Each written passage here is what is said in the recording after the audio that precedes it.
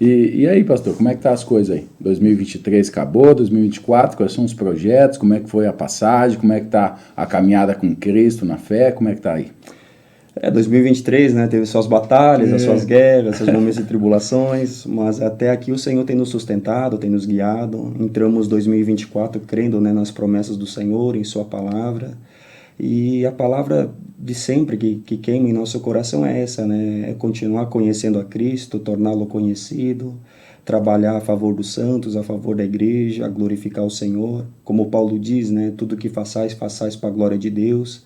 Então, não só buscando, né, aquela vida com Deus pessoal, mas também podendo despertar a igreja, os irmãos, aqueles que estão dispostos a ouvir o Evangelho e entender o quanto eles são importantes, né, para o avanço e desenvolvimento do reino, para o crescimento da igreja, e o quanto o Evangelho, né, ele é importante para todos os setores da vida, né, seja o trabalho, o meio acadêmico, igreja, a família, a escola, a criação dos filhos, casamento.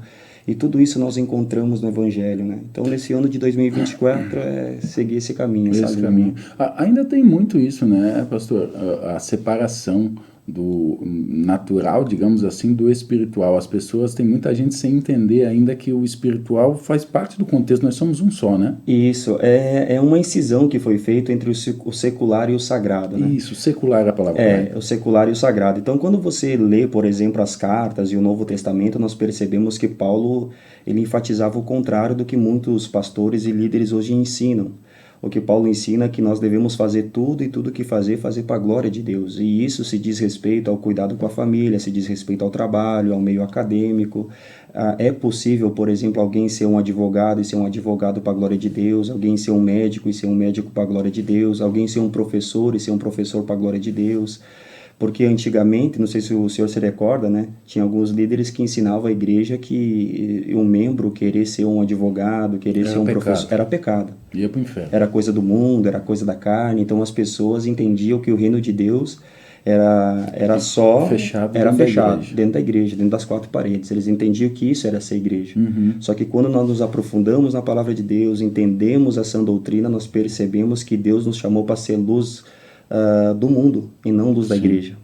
Então Deus nos chamou para ser luz no mundo. Então eu acredito nessa veia apostólica e profética da igreja no meio da sociedade. Manifestar Cristo em todas as Em todas as esferas, porque esse é o chamado do reino de Deus. Deus quer implantar o seu reino no meio da sociedade. E como Sim. Deus vai fazer isso? Por intermédio de seus ministros, por intermédio da igreja, por intermédio de pessoas que entenderam o evangelho, compreenderam a graça, o amor, compreenderam o porquê do Espírito Santo, o porquê do evangelho, o porquê da comunhão com Deus, porque a nossa vida com Deus ela precisa refletir em todos os setores da nossa vida. Sim. E isso condiz com a sociedade, meio acadêmico, escola, todas essas coisas que nós já citamos até aqui, né? Sim, porque manifestar Cristo só dentro da igreja Oxe, seria até facinho, né, meu pastor? Deus, meu Deus. Porque lá não vai ter dificuldade, não vai É ter... isso aí. Eu me recordo da história dos puritanos, por exemplo. Puritanos, aquele grupo de pessoas que amava a Deus, tinham um zelo pela verdade. Eu me recordo que na sua época eles eram, é uma história, né, que tem aí para todos que querem procurar, né, em casa, no YouTube. A história, por exemplo, de que eles eram os melhores fabricantes de sapato. E certa feita um jornalista chegou e fez uma pergunta para eles, perguntando o porquê que os sapatos deles eram os melhores da sua época. Então eles responderam, porque nós fazemos como se nós estivéssemos fazendo para Deus. Isso. Naquela época, quando um cristão chegava numa empresa pedindo emprego, eles priorizavam em dar um emprego para o cristão do que dar um emprego para o incrédulo, porque eles sabiam do testemunho daqueles que serviam a Cristo e criam no Evangelho. E hoje, infelizmente, já as coisas se inverteram. Se inverteu, né? Hoje tem empresas que faz questão de não contratar aquele que se diz que é cristão, que se diz que é evangélico, que crê em Cristo, porque infelizmente muitos não têm dado um bom testemunho.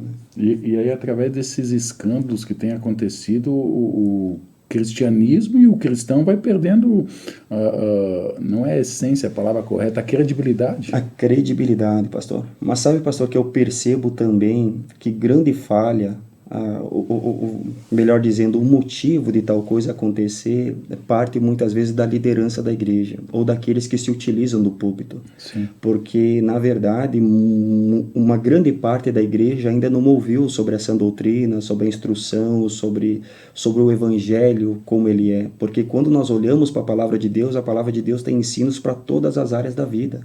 Ela tem uma palavra para o casamento, ela tem uma palavra de como você deve proceder no trabalho, como você deve criar teus filhos, como você deve cuidar da sua esposa, como a esposa deve cuidar do marido. Então, a palavra de Deus, ela tem essas verdades para que nós possamos viver uma vida para a glória de Deus. Sim. Agora, se a pessoa não tem acesso a essa verdade, ou não procura ter acesso, ou não ouve nos púlpitos essa verdade, então essa pessoa vai fazer muita coisa em nome de Deus que, na verdade, não é Deus que está compactuando com aquilo. Sim. Então, fala a coisa em nome de Deus, faz coisas em nome de Deus e, na verdade, Deus não está sendo glorificado naquelas ações, né? Sim. Porque ela não conhece ainda a verdade de Deus como ela é. Então, tem muita coisa que nós percebemos pessoas fazendo em nome de Deus na empresa, no meio acadêmico, na sociedade, que nós percebemos que não tem a mão de Deus naquilo e a verdade do Evangelho. Deus está longe do negócio. Deus está longe do negócio, mas eles fazem em nome de Deus. Sim. Eu já tive casos, né, por causa da experiência pastoral, de conversar com pessoas que já trapacearam outra pessoa, entendendo que era Deus que permitiu. Meu Deus. É coisa absurda. Misericórdia. É coisa absurda. Pessoas que procedem dessa forma.